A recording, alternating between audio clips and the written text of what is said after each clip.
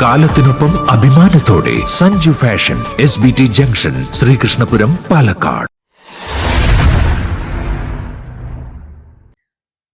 TKD സ്മാരക വായനശാലയിൽ ഹരിത ഗ്രന്ഥശാല പ്രഖ്യാപനവും ഹരിത സേനാംഗങ്ങളെ ആദരിക്കലും.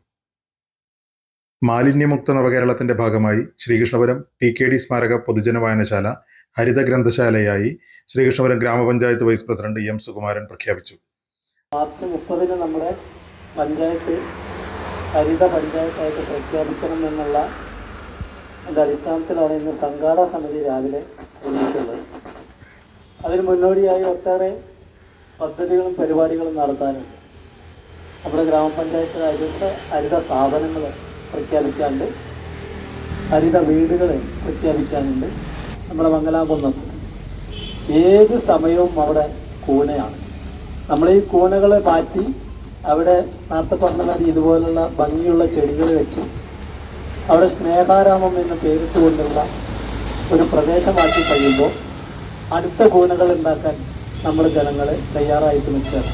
വായനശാല പ്രസിഡന്റ് K. രാമൻ നമ്പൂതിരി അധ്യക്ഷനായി. Library council vice president AM. Ushadevi, ഹരിതസേനാംഗങ്ങളായ സരോജിനി, സൗമ്യ എന്നിവരെ ഉപഹാരങ്ങൾ നൽകി ആദരിച്ചു. Health inspector P. Jayakrishnan class എടുത്തു.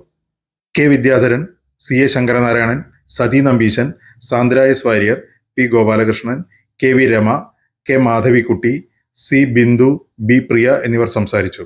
വായനശാല സൗന്ദര്യവൽക്കരണത്തിന്റെ ഭാഗമായി വായനശാല വനിതാവേദിയുടെ നേതൃത്വത്തിൽ പൂച്ചട്ടികൾ സ്ഥാപിച്ചു. തുടർന്ന് ബാലവേദി അംഗങ്ങളുടെ വിവിധ കലാപരിപാടികളും നടന്നു.